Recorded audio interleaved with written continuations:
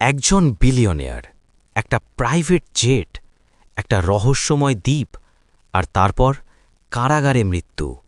এটাই Epstein files.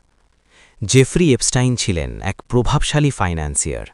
বিশ্বের বড় বড় রাজনীতিবিদ, ব্যবসায়ী, সেলিব্রিটির সাথে তার ঘনিষ্ঠ সম্পর্ক ছিল। তার ছিল প্রাইভেট জেট আর একটি ব্যক্তিগত দ্বীপ। কিন্তু অভিযোগ ওঠে নাবালিকাদের শোষণের। ২০১৯ সালে আবার গ্রেপ্তার। অভিযোগ মানব পাচার ও যৌন নির্যাতন। কিন্তু বিচার শুরু হবার আগেই কারাগারে তার মৃত্যু। অফিসিয়াল রিপোর্ট বলল আত্মহত্যা। কিন্তু বিশ্বজুড়ে শুরু হল সন্দেহ।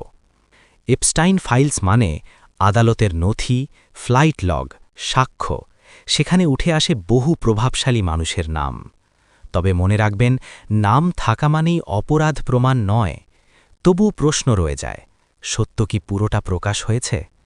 এটা শুধু একজন মানুষের গল্প নয়, এটা ক্ষমতার অন্ধকার দিকের গল্প। আপনি কি মনে করেন, সব সত্য সামনে এসেছে?